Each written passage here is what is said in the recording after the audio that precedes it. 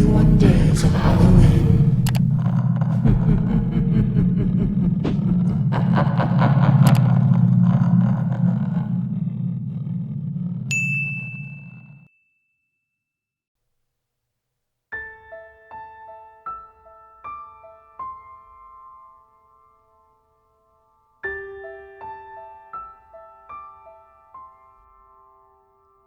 I was a beautiful young woman once, full of love and life. My lily white skin was soft and warm, my belly swollen with new life, and my hand held by my husband Edward. Edward was a good man. We married young, in the spring, when the air was heavy with the scent of the blossoming trees and the ground damp with dew. I remember how he smiled when he lifted my veil, as if seeing me for the first time. His eyes were soft and blue, crinkling at the sides as he told me he loved me. Who could have known this man would become my curse? This kind, gentle man whose love gave me such life that I might live forever. The winter came, and my belly bulged with the fruit of our love. The chilled winds forced me to keep inside, and the maids tended to my every need. Many days I spent sewing by the fire, softly singing songs without meaning for hours on end. And then, one night, I felt it. The pain was immense, as if I were being torn from the inside out. I screamed for my maids. One cradled my arm and attempted to lead me to my chamber. Another ran for Edward, and he came crashing through the door, his manner wild with fear and excitement. He took my other arm, and I was brought moaning up the stairs, wailing and huffing. When I was finally safe in my bed, the doctor came. He went about his way and ordered me to push and breathe while Edward held my hand, both of us soaked with sweat. Suddenly the doctor paused. He spoke quietly to the midwife, and she ushered Edward out of the room. He protested madly, shouting over her shoulder, "I am with you, Joanna!" I smiled through the rat tails of my sodden hair and calmed him. "Do not fear for me, Edward. I will be safe here." My voice, though torn with pain, sounded surprisingly calm. He looked back at me desperately, and the door was closed in front of him. That was the last time I truly saw Edward. The doctor told me I was bleeding too heavily and he couldn't stop it. I cried, "My baby! Is my baby going to live?" But for all my life I cannot remember if he answered me. In that instant, the world seemed to go numb. The pain remained, but dulled, like a blunted knife. The room seemed to drift into gray before my eyes. I could see the doctor lifting up my child in a blood-soaked blanket, but all I could hear was a colossal ringing in my ears, and I do not know if the infant cried. The darkness closed in from the corners of my eyes, as if I were falling down an endless hole, and finally enveloped me completely. Yet I did not truly leave. I was new, risen from my body and standing in the corner of my room. For a while, all was silent but for the ringing, although the light had come back to me. I saw the doctor open the door and speak to Edward, and I saw him fall to his knees and scream in pain. I saw the maids gasp and cover their mouths, and midwife rocking my baby in her arms, humming softly, her eyes red and stinging.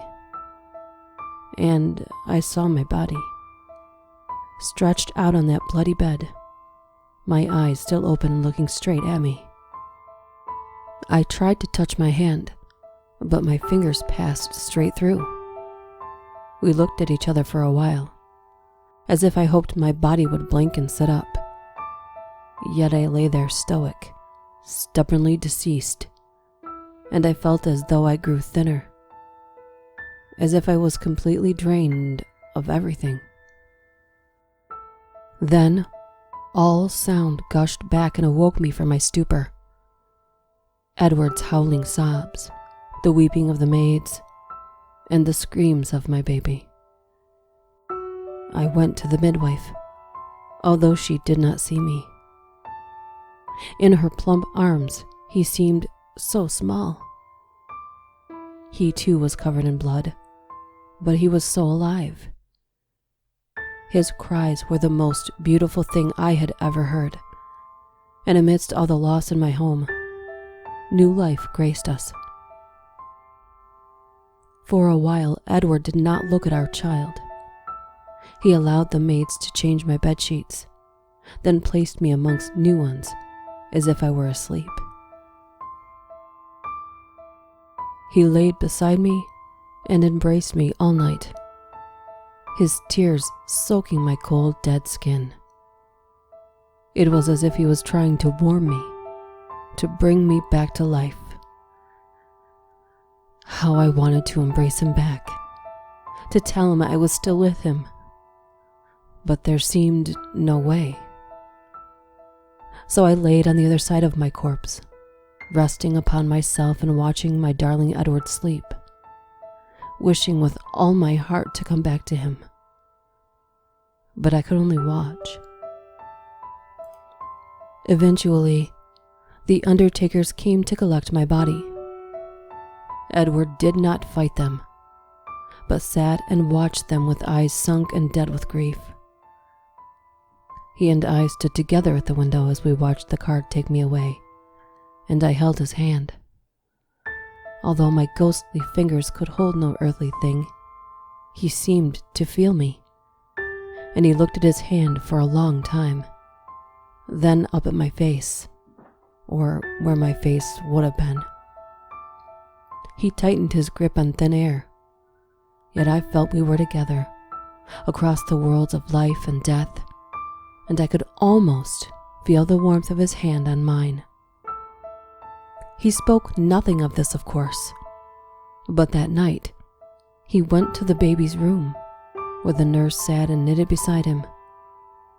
He dismissed her, and he sat in her place. He looked at our child, then addressed the room as a whole. "Are you with me, Joanna?" he said. "Yes," I cried out, but he could not hear me.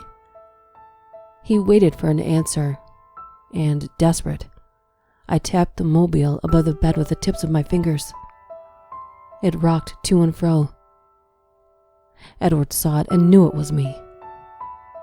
The baby giggled at the knitted birds that moved the mobile and held out chubby little hands to them. Edward looked at our child with love and spoke to me again.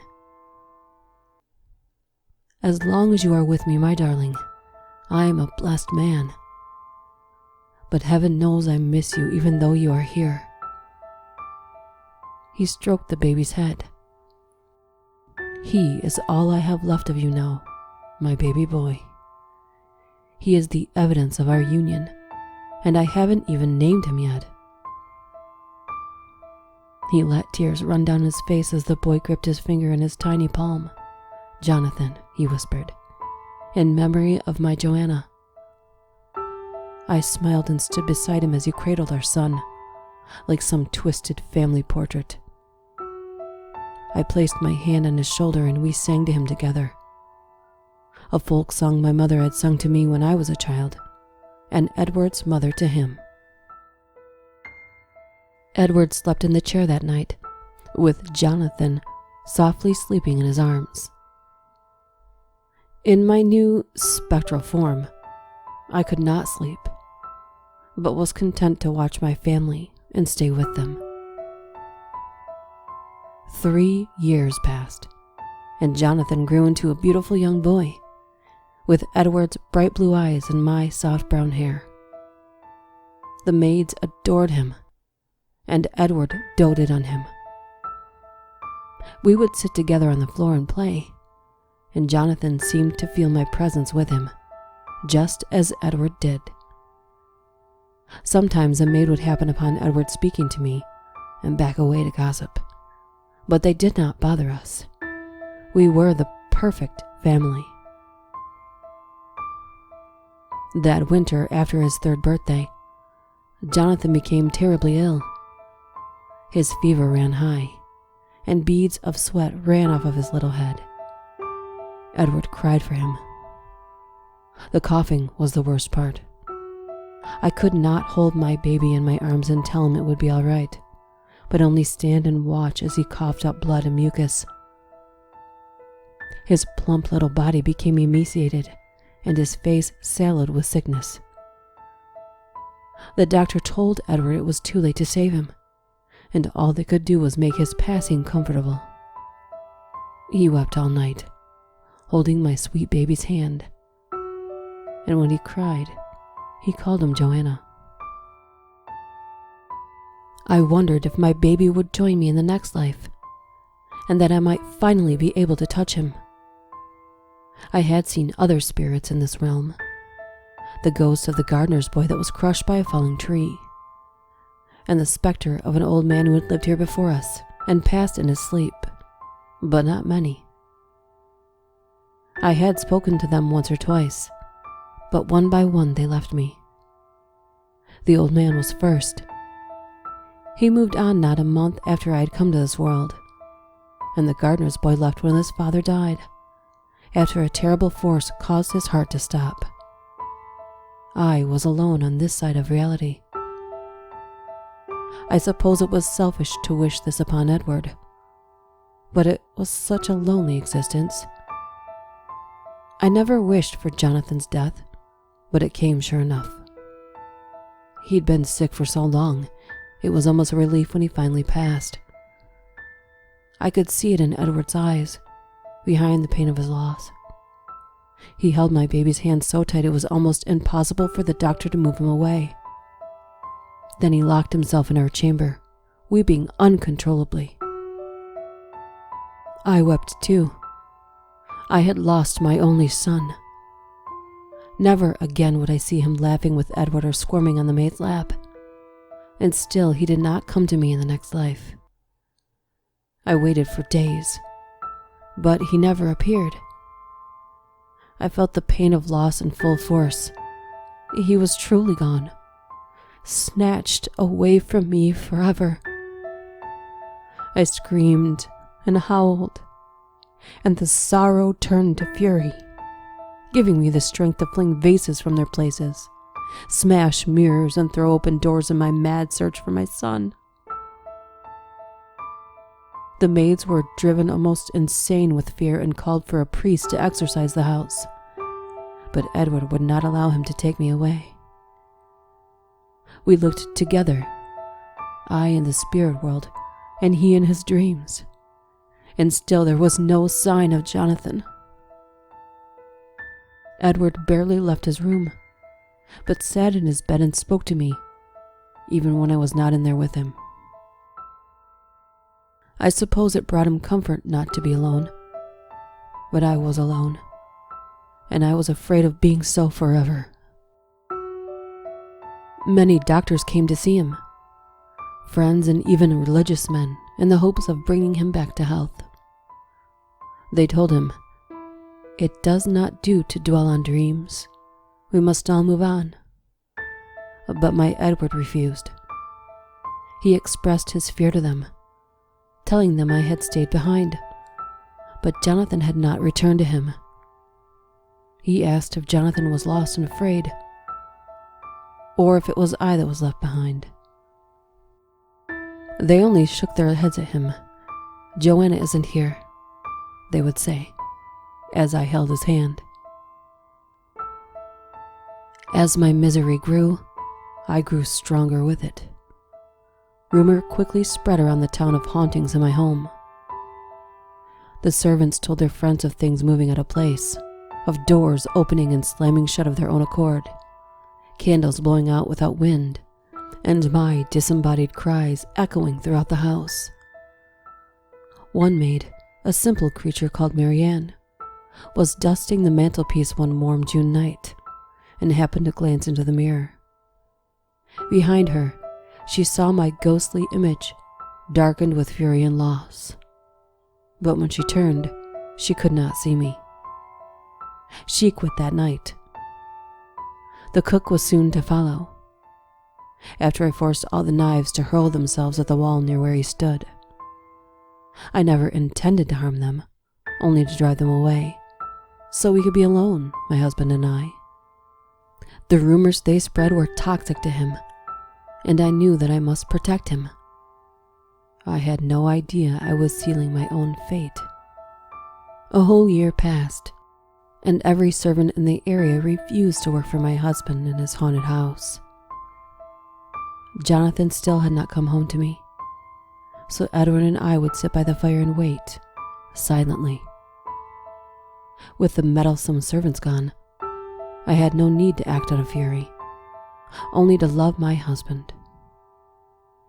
He would read his books and I would sit in my chair and watch him, peaceful.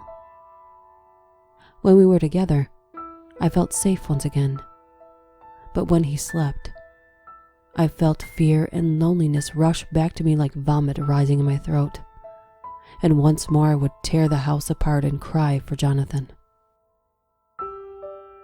Edward hanged himself on the 5th anniversary of my death and Jonathan's birth, from the chandelier in the dining room. I wonder if I truly tried to save him, or did I let him die so he could come to me? I can't remember now. It's been so many years now. No one had worked for my husband for such a long time. It was days before they found his corpse, rotting from the rafters. Myth carried our legacy on for us. Many families moved in after Edward died, but none lasted very long. All left in a hurry, claiming of terrifying hauntings, of screaming and crying, of dark figures in the shadows. I was trapped in that house, and as my story lived, so did I. Perhaps Edward and Jonathan were trapped there too. Many families complained of hauntings I never performed, of a child laughing, of a man softly singing. Maybe they were there with me, but inaccessible. Maybe the families had exaggerated their stories, but either way it drove me to anger. I wandered that house for hundreds of years trying to find my family, but I never saw them again. I saw other spirits from time to time as I had seen them before. I saw a little girl who had run over by a cart, and a wife who had been beaten by her husband. I saw the grisly burns on the specter of a baker who had died in a fire, and heard the crying of babies that were lost before they were even learned to talk. Some of them left much faster than others, as people began to forget them. The beaten wife disappeared in one day, as her sister passed and her husband took a new wife to torment. The baker passed along with his wife, and the babies vanished when their mothers gave birth to new sons and daughters. But people did not forget me, in my haunted house all alone. My story was passed down from generation to generation, and my house became a cheap tourist attraction. Sometimes teenagers would break in through the servants' quarters and dare each other spend the night with me, or homeless men would take shelter from the wind and rain. They trapped me here, these stories. I realized soon I had sealed my own fate. In my desperation to find my son and my husband, I had created a legend. People would always remember me, the mother who lost herself and her son, and who drove her husband to death. Other spirits only had to remain here while others grieved for them. But grieving for me ended with Edward. Nobody grieves for me now, but you never forgot me. And so we wander the house, together but apart, perhaps for an eternity, looking for each other and for our son. I grow tired of searching in vain, but I cannot cease to exist when others have cursed me to stay. Maybe Jonathan and Edward have moved on now, and it is only I stuck in this imitation life. I might never know. All I want to do is rest in peace with my family, but you keep me here like an exhibit in some twisted zoo. And so I cry here, alone forever, begging you to forget me.